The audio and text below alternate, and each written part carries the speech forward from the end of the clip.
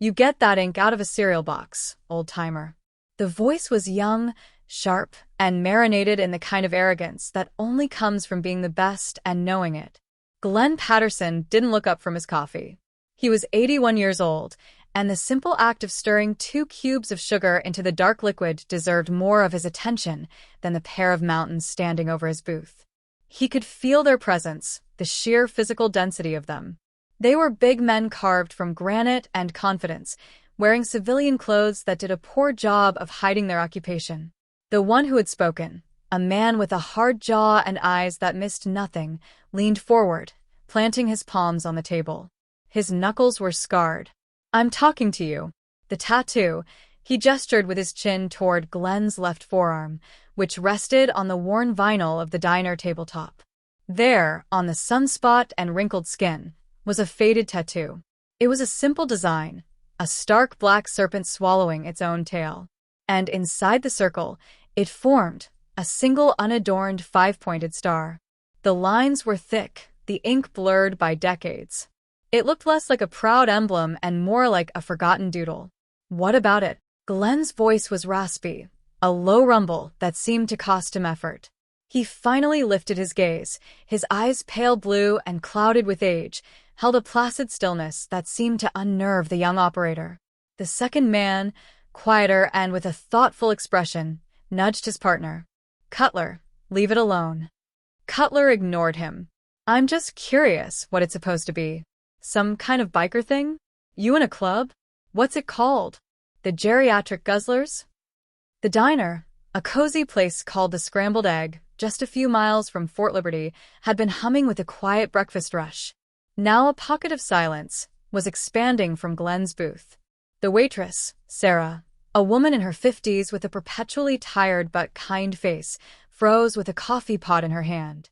Regulars who knew Glenn, the quiet old man who came in for coffee and toast every Tuesday and Thursday, shot nervous glances at the 2 imposing men. Glenn took a slow sip of his coffee. He placed the mug down with a steady hand. "It's just something from a long time ago." "A long time ago," Cutler mimicked, drawing the words out. "You serve? What? Were you a cook?" Quartermaster Corps? "Maybe pushing pencils in Saigon." The condescension was thick enough to be a physical force. He was testing him, prodding him, enjoying the perceived power dynamic. He and his partner were the tip of the spear, the most elite fighting force the world had ever known. This old man was just a relic, a piece of living history that had forgotten to crumble into dust. "Something like that," Glenn said, his eyes drifting toward the window as if the conversation was already a distant memory. This infuriated Cutler. He expected deference, or at least a flicker of fear. He was getting nothing but calm indifference. "You know, we don't like it when people pretend to be something they're not. It's called stolen valor. People who weren't there wearing things they didn't earn." He pointed a thick finger at the tattoo again. "That ink on your arm. I've never seen it. Not in any book. Not in any unit. And trust me, I know them all." The second operator, Reyes, finally spoke up, his voice low. "He's not claiming anything, man. We're on downtime. Just let him drink his coffee."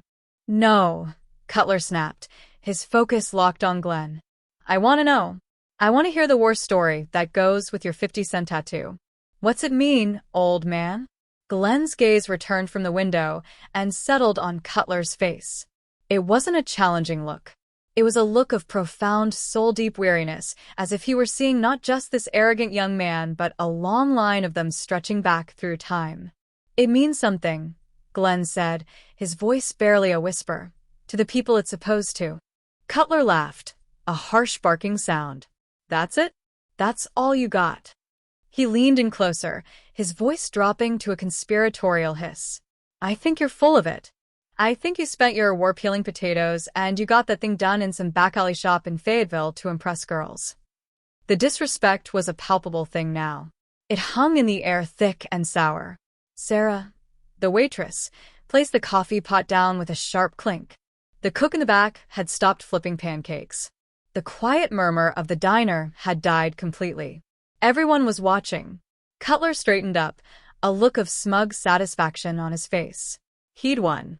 He'd broken the old man's silence, even if he hadn't gotten the reaction he wanted. He turned to Reyes. "See, nothing. Just another phony." As he spoke, he made his final critical mistake. He reached out and dismissively tapped his finger on Glenn's tattoo. The touch was light, almost casual, but for Glenn it was like a lightning strike. The scent of stale coffee and bacon grease in the diner vanished, replaced in an instant by the thick metallic smell of blood and wet earth. The clatter of plates became the distant rhythmic whump whump whump of Huey Rotors.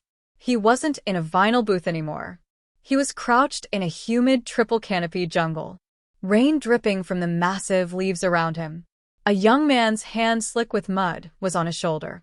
A whispered voice in his ear. "Stay with me, Pat. Just stay with me."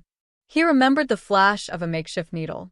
A shard of bamboo dipped in a mixture of gunpowder and ink. It was done in silence in a hidden camp deep in a country they weren't supposed to be in. A pact made between the 5 survivors of a mission that had officially never happened. The serpent eating its tail. The circle. The endlessness of their war. The star in the middle. The 5 points of a lonely constellation in a blacked-out sky. It wasn't a decoration. It was a scar. It was a promise. He blinked, and the jungle was gone. He was back in the diner. Cutler's finger was still on his arm. Glenn slowly pulled his arm back, his expression unchanged, but something inside him had shifted. The placid surface remained, but beneath it, an ancient tide had turned.